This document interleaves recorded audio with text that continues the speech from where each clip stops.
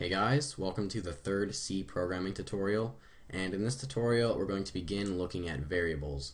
And variables are basically just something that you can use to store the value of something in. You've probably used variables in math before. Well, today the first thing that I'm going to show you how to do is create a variable to just store the number 5 in. So the first thing you need to do when creating a variable is write out the type of data that you want to store inside of your variable. And we want to be storing numbers inside of our variable, so I'm just going to type out int. And int stands for an integer.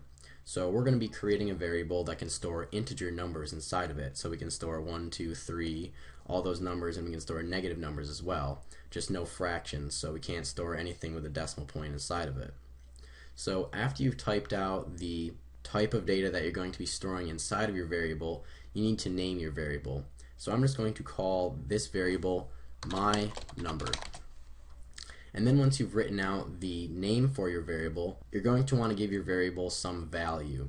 And to do that, you're just going to want to type out the equal sign and then type the number that you want your variable to be equal to. I want to make my variable equal to 5, so I'm just going to type out 5 and then end the line with a semicolon. So now, every time that we want to access the number 5, instead of writing out 5, we can just type out my number, since the value stored in my number is 5. Now let's just go ahead and create another variable that stores the number 7 in it. So again, we have to type out the type of variable that we're going to be creating. So we're going to be storing integers in our next variable, so we need to type out int, and then we need to name our variable. You can name it anything that you want. I'm just going to call it my second number, and this time I'm going to set it equal to 7. So now in this variable called my second number, we're storing the number 7. Now let's go ahead and create a third variable that is going to be equal to the sum of my number and my second number. So we're just going to do int my third number and set this equal to my number plus my second number. Alright, so now the value of my third number is the sum of my number plus my second number. So the value of my third number is going to be equal to 12, since the sum of 5 and 7 is 12. Now let me just go ahead and show you how to print out onto the screen the value of a variable. To do that, you're just going to want to type out print f, and then what you're going to want to do is type 2 quotes and then do the percent sign and then I, and then after your 2 quotes put a comma and then the name of your variable that you want to print out onto the screen.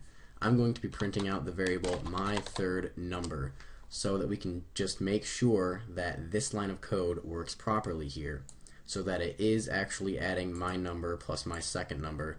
So on our screen we should see 12, and let me just go ahead and end this line right here.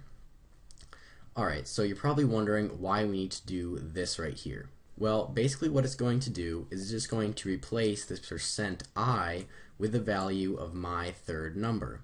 And we have to do percent I because we're printing out an integer onto the screen.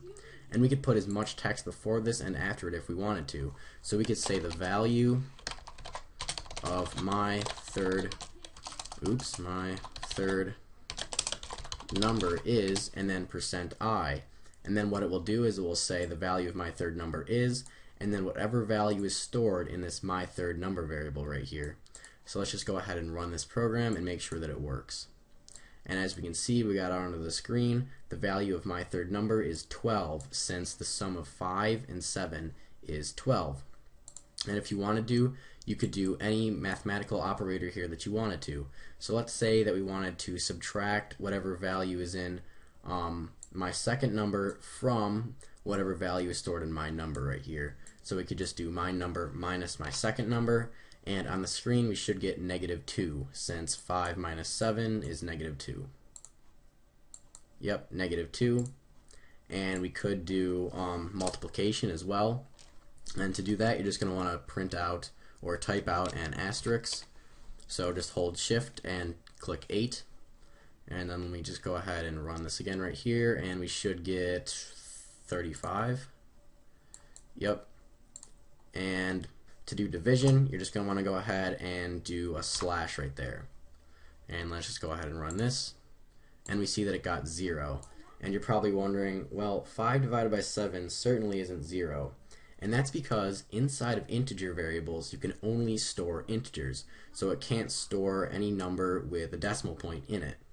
So what it does is it just chops off all the numbers after that decimal place. So even if it got 0.99999, it would still print out 0 every time.